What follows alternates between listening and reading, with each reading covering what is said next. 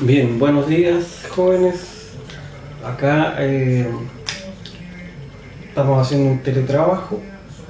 La idea es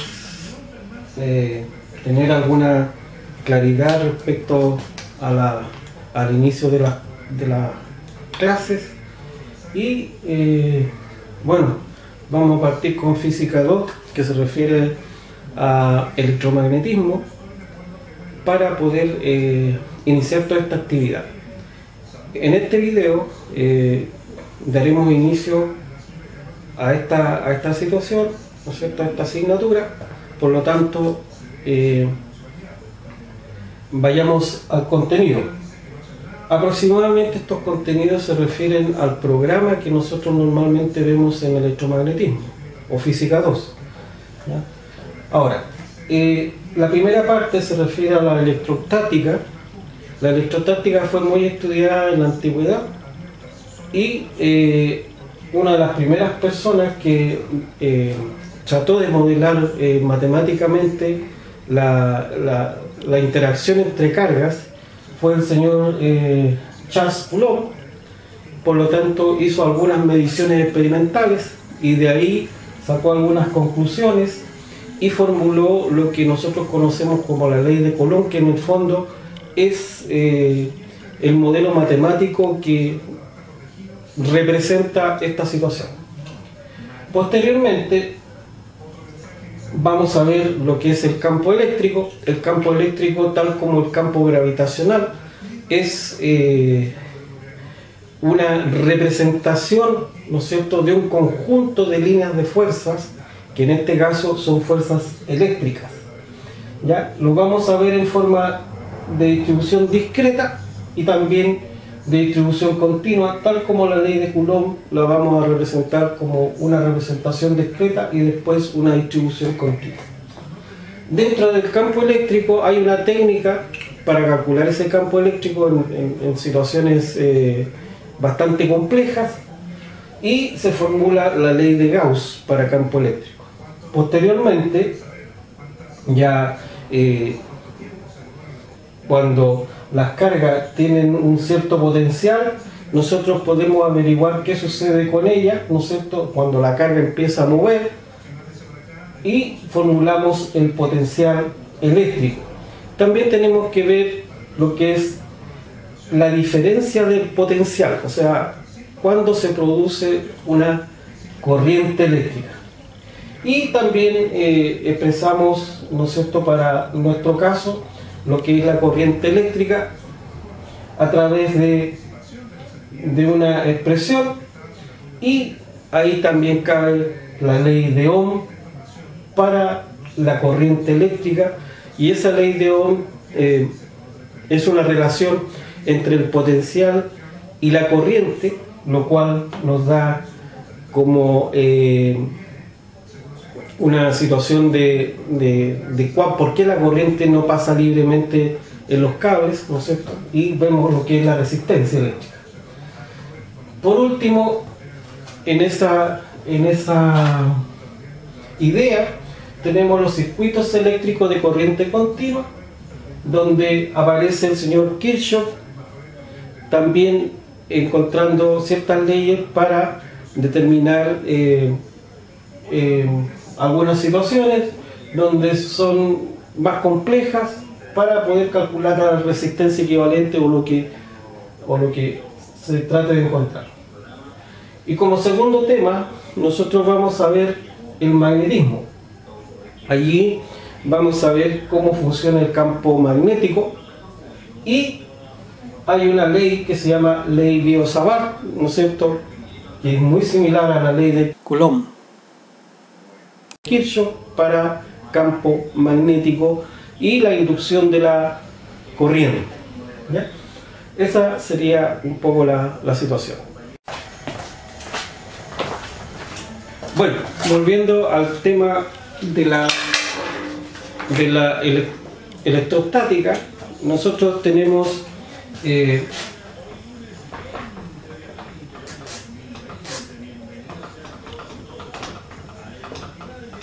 que formular algunas situaciones, como lo habíamos visto en el programa, a lo que se refiere la ley de Coulomb.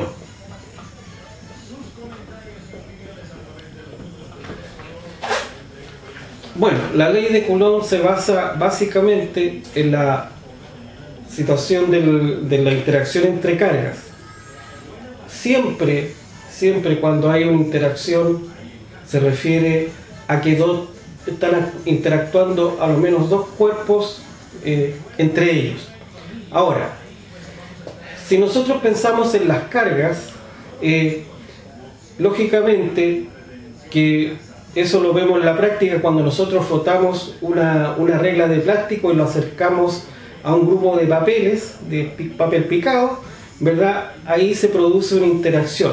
Bueno, esa interacción se produce porque nosotros al frotar la regla con un paño le extraemos algunos elementos que se llaman electrones y a lo mejor queda deficitaria eléctricamente la regla.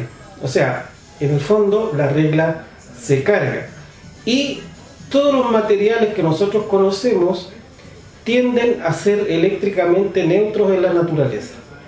Por lo tanto, cuando nosotros le quitamos algo o le agregamos algo a algún material, ese material trata de quedar eléctricamente neutro y por eso que interactúa con otros objetos, ya que están pueden estar eléctricamente neutros, ¿verdad? Para poder de esa manera equilibrarse. Ahora, antiguamente los griegos trataron este tema en forma más profunda, ¿no es cierto? Y observaban que al frotar el ámbar es una resina de un árbol, ellos podían encontrar algo mágico que era la atracción entre los cuerpos, entre las cargas. Entonces esa idea rondó siempre y el señor Charles Coulomb en una época ideó un sistema para poder medir la magnitud de esas cargas y también poder medir la interacción. ¿Cómo se mide una interacción? Se mide a través de la fuerza. También en esa época el señor Benjamin Franklin descubrió que habían dos tipos de cargas, una positiva y una negativa. Por lo tanto, también se clarificó el tema de por qué se produce algunas veces fuerzas de repulsión y otras veces fuerzas de atracción. Por lo tanto, el modelo que encontró el señor Coulomb era muy parecido al modelo gravitacional, ¿ya? Lo que encontró él fue un modelo de ese tipo. ¿Qué significa? Que la fuerza es directamente proporcional al producto de las cargas e inversamente proporcional al cuadrado de la distancia que se separa. ¿Ya? Ahora, esto es lógico porque cuando nosotros aumentamos la distancia entre los cuerpos que están interactuando, esta fuerza decrece, la magnitud de la fuerza decrece. Por lo tanto, por eso que aparece que es inversamente proporcional al cuadrado de su distancia. Y por supuesto, directamente proporcional al producto entre las cargas. Ahora, esta fuerza, no se olviden que es vectorial. Es por eso que aparece con este signo encima y el vector unitario, ¿no es cierto?, refleja que toda esta componente es vectorial.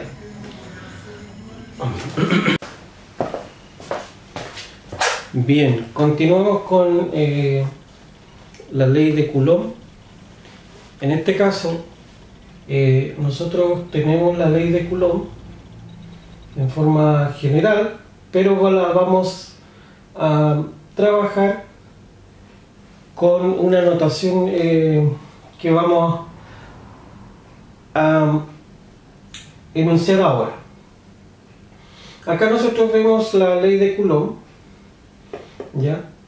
Dice constante eléctrica Q', Q, y ponemos el vector unitario de esta forma, porque es como se define, multiplicado, ¿no es cierto?, por el cuadrado de la distancia. Ahora, si nos vamos a esta parte, ¿verdad?, vamos a decir que esta carga Q está ejerciendo una fuerza sobre Q', y vamos a calcular la notación, o vamos a enunciar la notación con la cual vamos a trabajar. Entonces tenemos que acá esta carga Q ejerce una fuerza sobre Q'. Ahí dice la fuerza que se ejerce por parte de Q sobre Q'. Ese es el convenio que vamos a realizar. Ahora, por supuesto que nosotros sabemos, para poder poner en coordenadas cartesianas,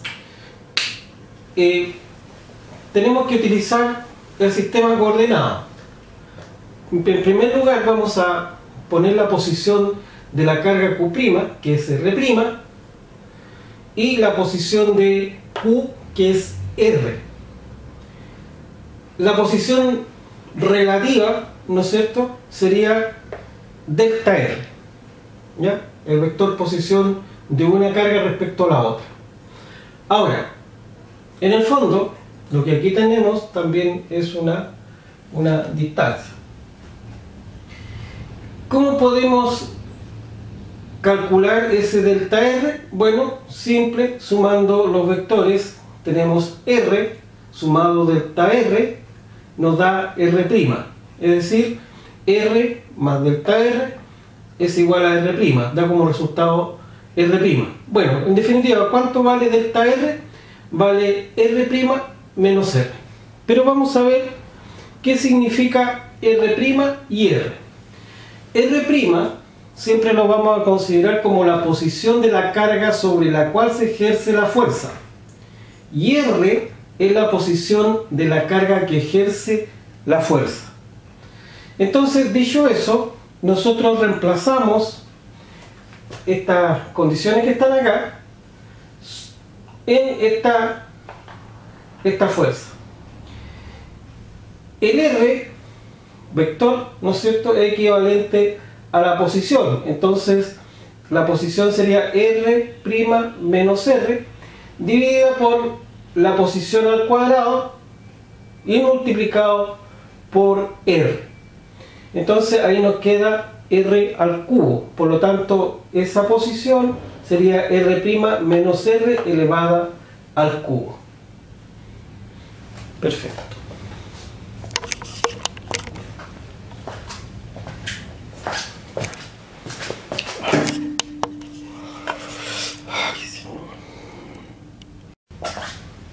Bien, ahora lo mismo que dijimos anteriormente lo vamos a hacer con un ejemplo. Entonces el ejemplo dice: considere tres cargas puntuales ubicadas en las esquinas de un triángulo rectángulo, como se muestra en la figura. Esta sería la figura. Acá se ubica una carga positiva, Q1, Q2, que es una carga negativa, y Q3, que es una carga positiva. Dice donde Q1 y Q3 tienen un valor de 5 microcoulomb y Q2 tiene un valor de menos 2 microcoulomb. Entonces hay que encontrar la fuerza que se ejerce sobre Q3 por parte de Q1 y Q2. En general, tendríamos que decir que la fuerza total que se ejerce sobre Q3 está dada por la fuerza que ejerce Q1 sobre Q3 más la fuerza que ejerce Q2 sobre Q3. En primer lugar, vamos a calcular la fuerza que ejerce Q1 sobre Q3. Entonces ahí llevamos la expresión de Coulomb, ¿no es cierto? Tenemos la constante K, Q3, que es la partícula sobre la cual se ejerce la fuerza, y Q1, que es la carga o partícula que ejerce esa fuerza. Ahora, la posición, ¿no es cierto?, tiene que ser R3, porque es la coordenada que se ejerce, digamos, la coordenada de la carga sobre la cual se ejerce la carga, la fuerza, menos R1, que es la coordenada de la carga que ejerce esa fuerza. Entonces acá tenemos R3, que es esta coordenada, ¿no es cierto? Acá tenemos la coordenada X, que es 0,1 metro hasta ese punto, y la coordenada Y, que también es 0,1 metros en ese punto. Entonces tenemos 0,1 metros según Y más 0,1 metros según J. Y la coordenada de la carga que ejerce la fuerza, que es Q1, sería, como se ubica en el origen del sistema, 0 según Y más 0 según J. La distancia, es decir, esta parte, ¿cuánto mide? Mide 0,1 metros según Y más 0,1 metros según J, y eso en distancia significa que está a 0,1 metros respecto a este valor. O sea, esa distancia sería esta que está acá. Ahora, llevando todo esto a números, la constante K también debemos decir que equivale a 9 por 10 elevado a 9 newton metro cuadrado sobre coulomb cuadrado, multiplicada por la carga Q3, que vale 5 por 10 elevado a menos 6 coulomb. Eso significa el prefijo 1 por 10 elevado a menos 6 en micro, y Q1 que vale 5 por 10 elevado a menos 6 también, ¿ya? Multiplicada, ¿no es cierto?, por la posición, que es 0,1 metros según Y, 0,1 metros según J, y dividido por ese valor, que en el fondo es la distancia que hay de aquí a acá al cubo. Posteriormente, haciendo las multiplicaciones, ¿no es cierto?, y las divisiones, da como resultado que Q1 ejerce una fuerza sobre Q3 de 8,06 newton en el eje y 8,06 newton según J.